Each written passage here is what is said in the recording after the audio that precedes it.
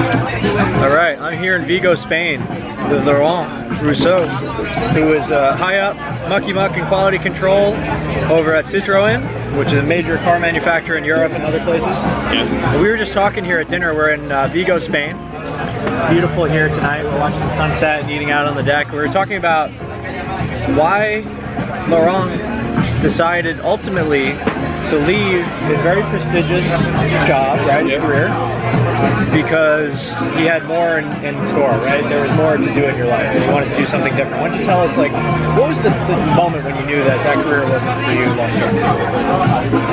I think you know is that in automotion, and I guess that's the same in the United States, we have more or less to do more quickly with less. Yep. And finally, there are no other choice than to create more quickly, to do more quickly, and at the end, for instance, it was one thing that was very shocking for me. I've been working 4 years for a big car project for more than 500 million euros of inversions. Wow. And at the end, I was not able to pay a coffee to my team to celebrate that we have been able to go up to a milestone, you know. Wow. So this means that it was not only efforts, it was working hard, but the small part of celebration, we were not able to do it. And for me, there is no sense if you are working, and you will never, and you are not able to say to the people, okay, good job, today it's off, we will celebrate it. Have like a real party. So yeah. I've done it, but I had to pay with my money. With your own money, at your with my own money to my team, because the company was saying that we were in prison and blah blah blah. And that was a turning point, because I think that okay, we have to work, okay, for the value of discipline, for the value of working, for the value of efforts. But I think that we all need to celebrate. We all need to be proud of. And when I was thinking at the end of my project, there were two times where I was very proud of myself.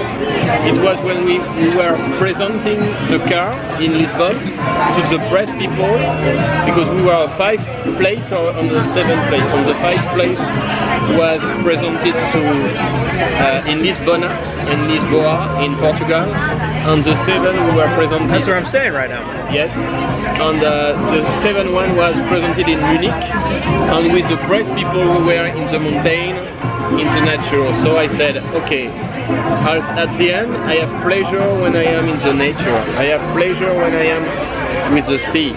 So I want to be able to live of my passion, which is I was more interested in the project of how to motivate people, how people are able to go up to the difficulties, up to their own ego, how to create a big team cohesion, a big team building. So you take the leadership skills you learned in the corporate world, and now you're transitioning them into leadership, mentoring, coaching, mastermind. Yes, and also I use sometimes, it's not always possible, but when I can, we use the selling to learn leadership.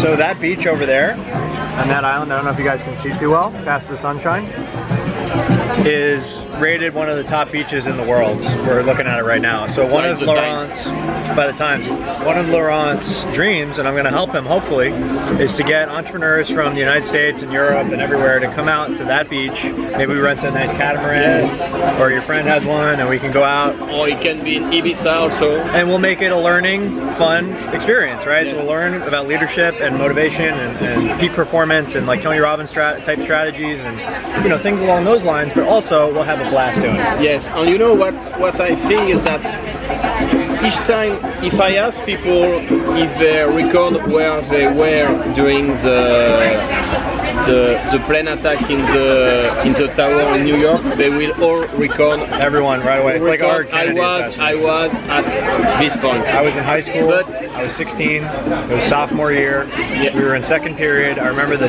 TV was on. We saw what happened. We saw the first plane hit. And we're like, that's weird. And nothing would happen for like 30 minutes. We're like, all right, that's just a fluke, right? The plane hit. And then when the second plane hit, it was like, oh shit, something's really wrong here. This means that your memory is in relation with your emotion. Yes, very much tied. So that's why I think that works for the worst, but that works also for the good. So this means that imagine that you train your leadership, you train your memory, you train your neuroscience, you train how to use your brain at the top.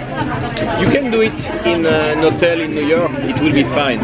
But if you do it in Ibiza, if you do it there, if you do it in a place where you have the sea, you only with the respiration that you get here from the soil, from the sea, you will be much more able to record, and you will be much more able to connect and to get a big team building than if you are in a small hotel everywhere in a town, you know? I think also like it ties you to a place, right? And every time you think of that place or you go to the ocean, you can kind of tie that sense memory back to that experience. And every time something like that happens in your life, anytime you go on a boat or to the beach or with your family, anywhere on vacation, you bring all that flooding right back to you. It's an anchor, right? An NLP, or they call it, what do they call it in French? Neuro-linguistic programming?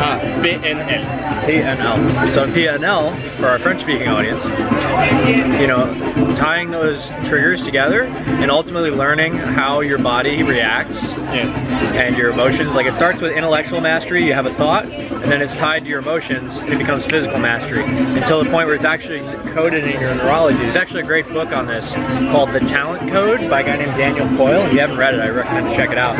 But it talks about the actual physical changes that happen in your body as a result of highly emotionally charged work. So you're combining your head and your heart, which creates a physical mastery of whatever you're trying to do. And that can begin with your head, but that can begin with your body.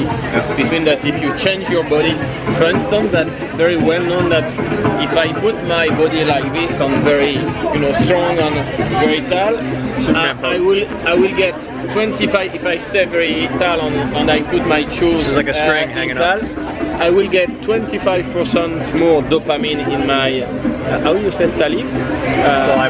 Saliva.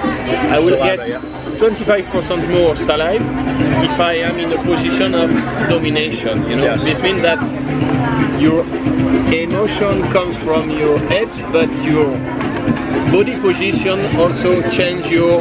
Motion creates emotion. Yes. Yeah. Got it, brother. Alright guys, if you want more details about this mastermind coming up, it's in the works right now, we're kind of cranking on it. You want to come out to a beautiful, lovely place out here like Vigo in España, hang out with people like us, other enlightened, heart-centered entrepreneurs, put your email in the box below. I'll send you some cool shit, and I'll let you know when it's all ready to rock, so you can get on board. It'll be super fun. What do you think, Laurent? It will be great. I think that we had very bad events in Nice, in France right now, but I think that we are much more than this stupid guy, and that more we will connect between Paris, between different religions, between different mindsets, between, I don't know, value. More we will connect, more we will create a great world, I think, a better world. Make more marbles, baby. That's nice. Yes, sir. All right, guys. Peace. Thank you.